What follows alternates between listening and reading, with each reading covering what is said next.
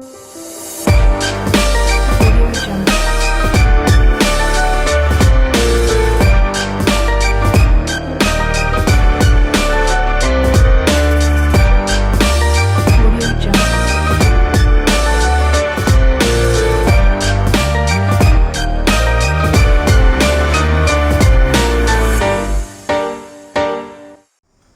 teman-teman, selamat berjumpa dalam podcast kami pada saat ini, di mana kami akan membahas mengenai satu materi yang sangat menarik, yaitu Paulus dan perbudakan.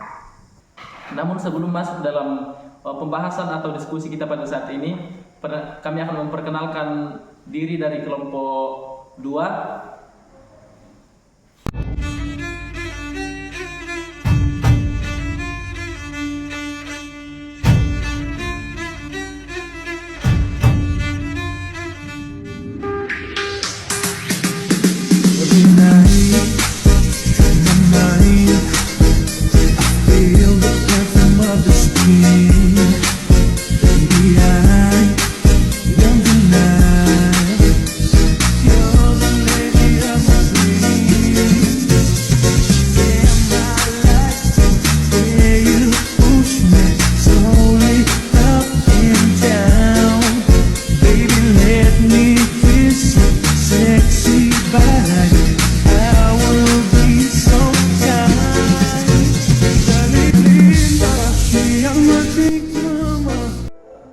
Itulah perkenalan singkat dari kami. Sekarang kita akan masuk dalam diskusi mengenai Paulus dan perbudakan.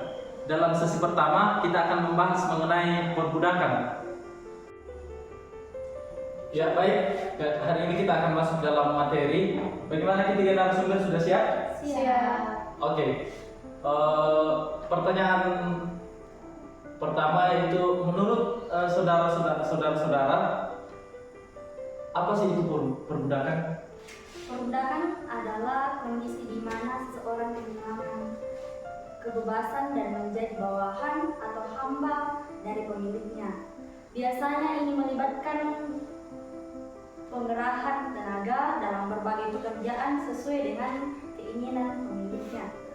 Orang bisa menjadi budak karena berbagai alasan seperti adanya hutang piutang, pelanggaran hukum, atau kekalahan dalam pertempuran. Perbudakan bisa berlangsung seumur hidup atau untuk jangka waktu tertentu sebelum kebebasan itu diberikan. Kondisi ini seringkali tidak diinginkan oleh setiap individu dan bisa terjadi karena adanya paksaan, meskipun juga kasus perbudakan ada yang suka rela untuk membayar utang dan tujuan lainnya. Praktik ini dulu dianggap lumrah dan sah saja secara hukum. Wah, banyak ya bentuk perbudakan itu. Ya, benar sekali. Bahkan dalam sejarah manusia, perbudakan telah menjadi salah satu aspek dari peradaban dan pernah legal di sebagian besar masyarakat di dunia. Tetapi untuk sekarang ini mungkin itu sudah dilarang. Nah, kalau berbicara mengenai perbudakan ini, apa sih yang dikatakan Alkitab mengenai perbudakan itu sendiri? Nah, kalau perbudakan itu sendiri di dalam Alkitab, baik di Perjanjian Lama maupun di Perjanjian Baru, itu sudah sangat banyak dibahas. Seorang budak adalah orang yang tidak bisa berkuasa atas dirinya sendiri, sebab ia tergantung pada majikannya secara mutlak. Ia juga bertanggung jawab penuh dan tidak boleh mengharapkan jasa, bahkan bisa diperjualbelikan. Nah, dalam Perjanjian Lama sendiri kita bisa melihat dari Kejadian pasal 9 di ayat 25 dan 26 di dalam konteks Israel, bahwa para tawanan, orang yang bukan dari bangsa Israel, itu dijual sebagai budak.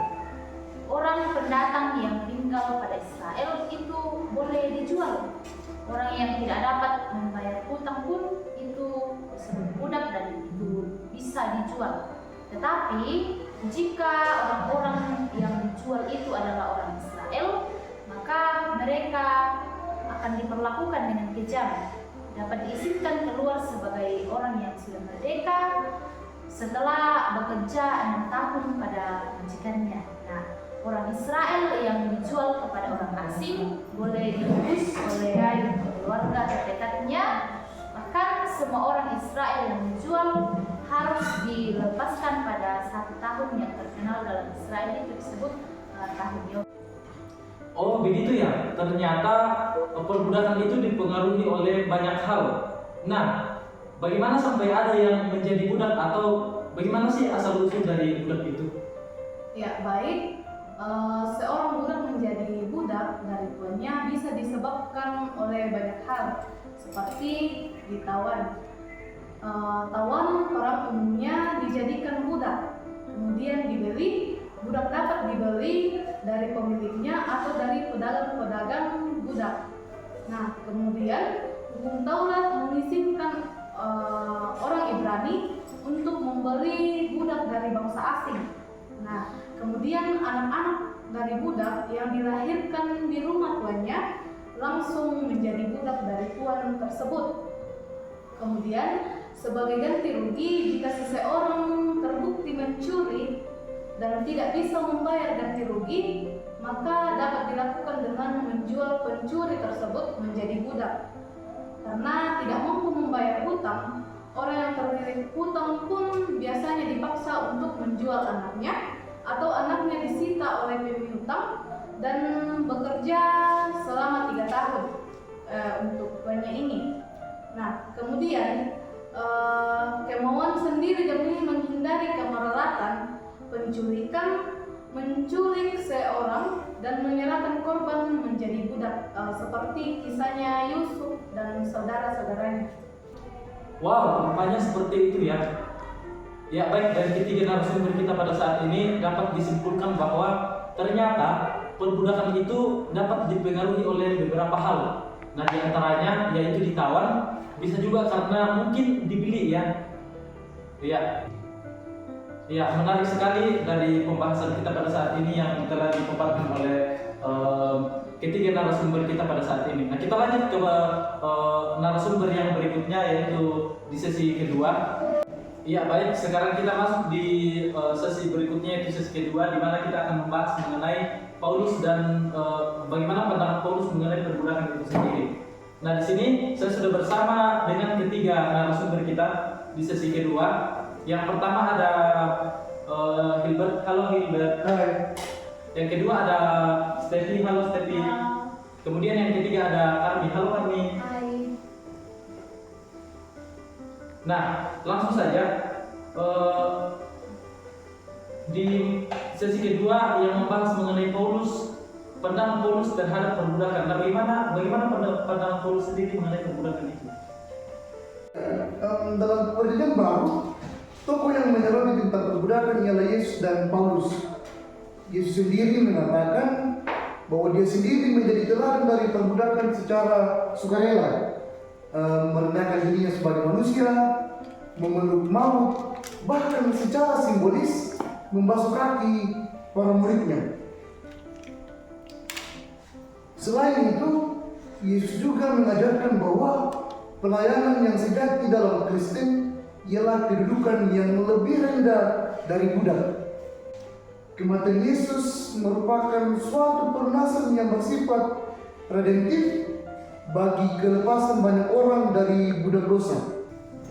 Nah, kehidupan Yesus yang sempurna ingin menunjukkan bahwa kebebasan bukanlah kesempurnaan yang otonomis, melainkan sebuah pilihan dalam menjalin hubungan dengan Allah dan menjauhkan diri dari dosa. Wow, sungguh luar biasa ya.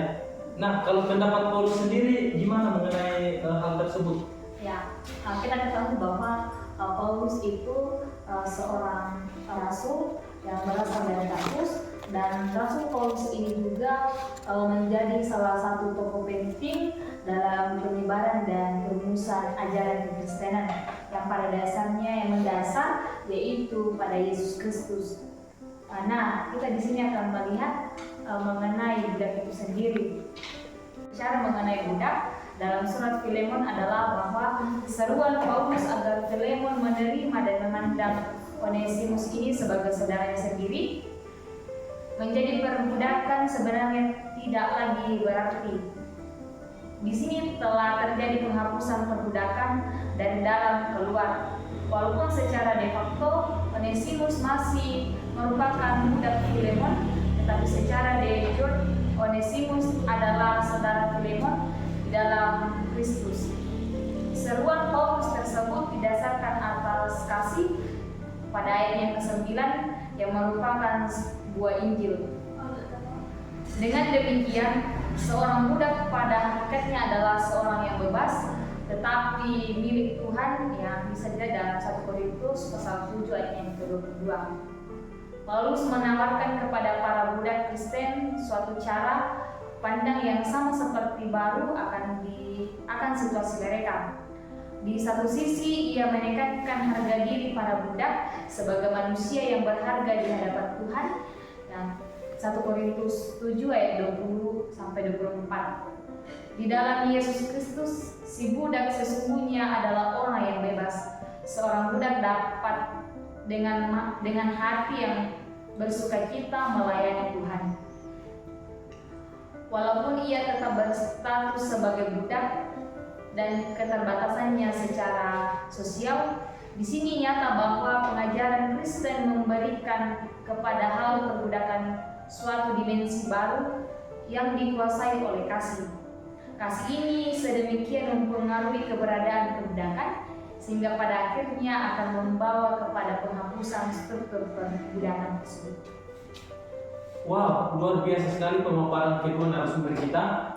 Nah, untuk lebih memahami mengenai perbudakan dalam konteks perjanjian baru, apakah ada contoh yang bisa dilihat mengenai perbudakan itu sendiri?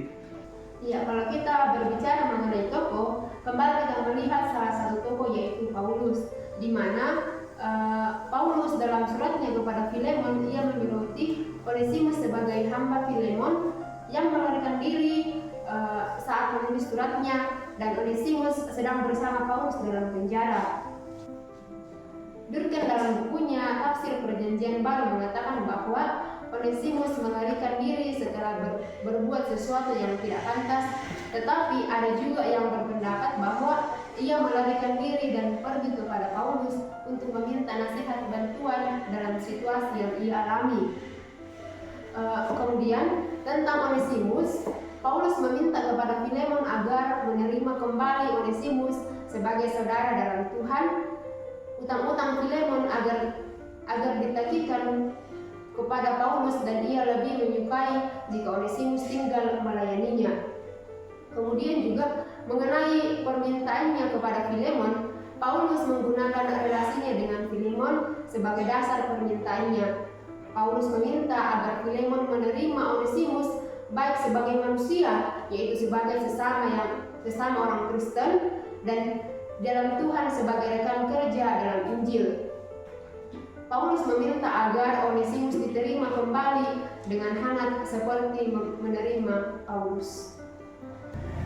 Wow, luar biasa sekali yang kita memperoleh ilmu yang baru, dan ternyata dalam perjanjian baru itu sendiri ada dua tokoh yang menyoroti mengenai perbudakan, yaitu Paulus dan Yesus itu sendiri, yang seperti yang sudah dijelaskan oleh narasumber kita pada saat ini. Ya baik, di sesi pertama dan kedua tadi kita sudah membahas mengenai perbudakan dalam konteks perjanjian lama dan perjanjian baru. Nah, pada saat ini di sesi ketiga kita akan membahas mengenai perbudakan dalam konteks masa kini. Apakah perbudakan itu masih relevan hingga pada saat ini? Ya baik, kita sudah bersama dengan ketiga narasumber kita pada saat ini di sesi ketiga. Ketiga narasumber kita ada Elva, halo Elva. Kemudian ada Retno, halo Retno. Kemudian ada Siska, halo Siska. Ya, kita masuk di pembahasan ketiga. Nah, kalau kita berbicara mengenai perbudakan, lalu jika dihubungkan dengan masa kini, masih adakah praktik-praktik perbudakan dalam kehidupan kita saat ini? Ya, menurut saya praktik perbudakan saat ini masih ada, namun tidak lagi sama dengan perbudakan zaman dulu itu. Bukan lagi perbudakan di mana seorang menjadi milik pribadi dari tuannya, tapi lebih dikenal dengan perbudakan modern atau biasanya dikenal dengan modern slavery, yakni kondisi di mana seseorang memperlakukan orang lain sebagai properti miliknya sehingga kemerdekaan orang itu terampas lalu dieksploitasi demi kepentingan orang yang melakukan praktik perbudakan. Dalam hal ini orang bisa dipekerjakan dan dibuang begitu saja seperti barang. Eksistensi mereka sebagai budak sama saja seperti halnya benda yang bisa dimiliki, dimanfaatkan, dirusak, disakiti, bahkan mereka pun bisa dijual, dibelikan oleh tuannya. Jika diperlakukan, jiwa raga mereka dikekang dan tidak memiliki kebebasan serta berada dalam tekanan. Kebebasan adalah seorang budak tidak akan melakukan sesuatu kecuali atas kehendak tuannya. Bentuk perbudakan modern saat ini tidak hanya sebatas penindasan dan kekerasan secara fisik, namun juga kekerasan berupa kata-kata, fisik, dan penghancuran mental. Dampak paling krusial dari perbudakan tersebut ialah hilangnya rasa percaya diri. Ketua Komnas HAM RI Ahmad Taufik Damanik mengatakan bahwa 3 faktor perbudakan modern ialah faktor keterpaksaan, sulitnya akses posisi kerja, negara yang masih memperhatikan hak-hak buruh dan HAM. Di antaranya perkawinan paksa, usia dini, atau bullying. Ternyata tanpa kita sadari atau kita sadar, perbudakan nyatanya masih ada dalam kehidupan modern saat ini ya. Nah, bagaimana seharusnya kita sebagai orang Kristen melihat perbudakan itu? Ya baik, sebagai orang Kristen sebenarnya kita juga perlu menjadi hamba, tapi bukan lagi menghambakan diri kepada manusia, tetapi kepada Sang Pencipta sebagai Tuhan atas diri dan hidup kita, dan hal itu dapat kita nampakkan dalam hidup kita dengan taat dan tunduk. Nah, taat dan tunduk dalam artian bahwa seorang yang sudah percaya kepada Kristus tidak lagi menghambakan dirinya kepada sesamanya manusia, tetapi lebih kepada taat dan tunduk kepada Allah. Ya, benar sekali yang dikatakan oleh Saudara Retno, bahwasannya kita sebagai orang yang percaya kepada Kristus semestinya menghambakan diri kepada Sang Pemilik kehidupan kita, karena kita percaya bahwa penebusan di dalam Kristus menjadikan kita orang-orang yang merdeka. Saya sangat setuju. Lalu menurut saudara, bagaimana merefleksikan status kita sebagai orang percaya yang telah dimerdekakan itu? Ya, teologi kebebasan dimulai sebagai refleksi iman dalam tindakan bersama atas orang miskin dan yang terpinggirkan, dan telah berkembang ke arah praksikas, teologis, dan hermeneutika pasca kolonial.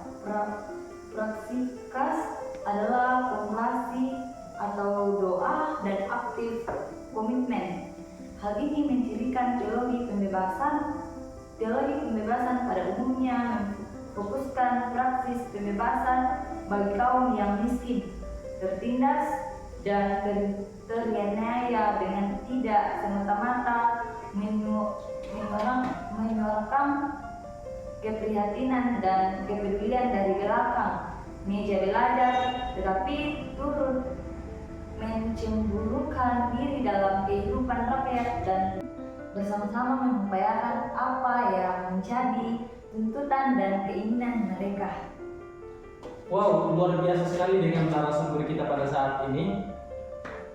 yang memberikan pemahaman bagi kita mengenai perbudakan itu. Nah, sebelum mengakhiri sesi podcast kita, saya ingin mengatakan bahwa perbudakan itu sangat tidak relevan dengan konteks kita saat ini, dan tentu saja itu tidak sesuai dengan hak asasi manusia. Nah, satu-satunya yang boleh kita lakukan ialah menghambakan diri kepada Allah yang telah menjadikan kita orang-orang yang merdeka. Karena itu jangan mau dihambakan apapun. Nah, karena itu kita sebagai orang-orang yang telah ditebus dan kita sebagai orang-orang yang disebut orang merdeka, jangan lagi diperhambakan oleh apapun. Ya.